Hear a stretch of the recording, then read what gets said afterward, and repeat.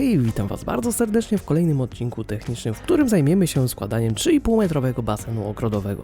Ze względu na moje ostatnie problemy ze zdrowiem postanowiłem, że zakupię sobie taki basen i przeglądając wszystkie baseny na Allegro padło na basen Avendli.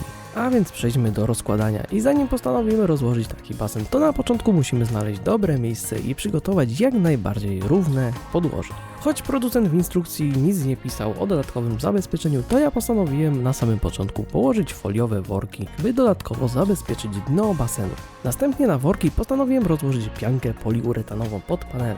No i tu ciekawostka, bo w dwóch sklepach budowlanych nie chcieli mi jej sprzedać, mówiąc, że już nie stosuje się jej pod panele. I zachęcali mnie do zakupienia kartonowych podkładów pod panele, które ani trochę by nie sprawdziły się jako podkład, ani izolacja do basenu. Przejdźmy teraz do otwarcia kartonu, który, wierzcie mi lub nie, waży 30 kg. Po rozcięciu taśmy na samej górze znajdziemy górne nakrycie basenu, które zabezpiecza basen od góry przed wlatującym syfem. Tuż pod nim znajdziemy kartonik z podkładem pod basen, który jest taki sam jak górne nakrycie, z pewną różnicą, że jest koloru granatowego. I na ten moment muszę się przyczepić do koloru górnej płachty. Jak wiemy, im ciemniejszy kolor, tym lepiej pochłania światło i lepiej się nagrzewa. Dlatego taka sugestia dla dystrybutora czy producenta, by kolor górnej przykrywki był jak najmożliwie ciemniejszy, a najlepiej czarny. Ale wracając, poniżej znajdziemy instrukcję obsługi składania w polskim i angielskim języku. Wewnątrz kartonu na boku znalazł się pływak do rozprowadzania tzw. chemii basenowej oraz woreczek z tabletkami chloru, a także woreczek z zatyczkami do otworów pompy oraz spustu wody z basenu. Następnie z kartonu wyszedł kartonik z pompką. Na spodzie znalazł się sam basen, a na końcu znalazł się jeszcze kartonik z rurkami do konstrukcji stelażu basenu, który okazał się za ciężki dla mnie, by go wyjąć. Dlatego przeciągłem go na środek i dopiero go wydostałem. No i to już wszystko, co znajdziemy w kartonie. Na początku postanowiłem rozpakować kartonik z podkładem basenowym i rozłożyłem go, kładąc podkład na wcześniej rozłożone pianki pod panelem. I tu polecam Wam pozamiatać szczotką drobne kamyczki z pianki, które mogły się przypadkowo nanieść z ziemią. Ja tego nie zrobiłem i nad nie w jednym miejscu niestety był wyczuwalny jeden kamyczek, ale na szczęście nie jest on ostry i nie zagraża przedziurawieniu basenu.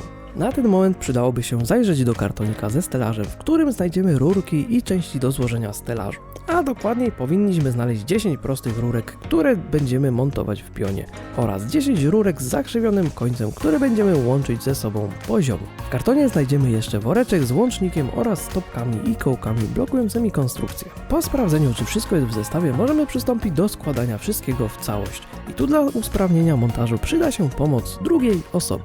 Na początku załóżmy stopki do pionowych rurek, do których na drugim końcu wciśniemy łączniki. I tak przygotowane rurki wkładamy do basenu pomiędzy basen a pas, który jest dookoła. Po czym przez tunele na górnej części basenu wprowadzamy zagięte rurki. Składając, pamiętajmy o tym samym kierunku. I tak robimy do ostatniej rurki, by basen nabrał kształtu. Gdy dojdziemy do ostatniej rurki, trzeba będzie ją złączyć z pierwszą rurką. Po składaniu i ustawieniu już we właściwych miejscach basenu i rurek, które co chwilę wypadały z łączników, zatkaliśmy korek odpływowy i przeszliśmy dalej do otwierania paczki z pompką. Wewnątrz kartonika znaleźliśmy worek z częściami oraz instrukcją, dwie elastyczne rurki oraz samą pompkę. Montaż pompy zaczęliśmy od dołączenia rurek do otworu wlotowego i wylotowego w pompie, po czym wystarczyło podłączyć rurki do basenu. Od wewnętrznej strony basenu do otworu możemy włożyć zatyczki z filtrami, które chronią przed zapchaniem pompy, np. liśćmi. Po włożeniu tych zatyczek możemy założyć i przykręcić śruby na obejmach.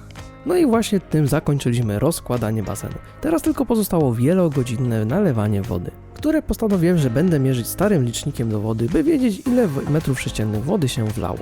Mogę jeszcze powiedzieć, że warto zakładać płachtę nakrywkową, która jak wiadomo chroni basen w nocy przed różnego rodzaju syfem, który może pojawić się, a przy okazji minimalnie, ale zawsze izoluje wodę od góry, np. od zimnych podmuchów wiatru, który wychładza wodę. Tu warto wspomnieć jeszcze o samej temperaturze wody, która jak wiadomo uzależniona jest głównie od słońca lub innego czynnika grzejnego. Samym słońcem udało mi się uzyskać temperaturę około 24 stopni, ale przeważnie było to o 2 stopnie mniej. Dlatego postanowiłem wykorzystać projekt kolektorów słonecznych sprzed lat, którymi udało się podgrzać wodę nawet do 29 stopni, co pozwoliło świetnie cieszyć się optymalnie wodą w basenie. O samym grzaniu i innych testach, które robiłem, myślę, że zrobił osobny odcinek o grzaniu wody w basenie i uruchomieniu pompy bezpośrednio z paneli fotowoltaicznych. Myślę, że w tym odcinku będzie to już wszystko, więc dziękuję Wam bardzo serdecznie za oglądanie, no i trzymajcie się cieplutko do następnego odcinka.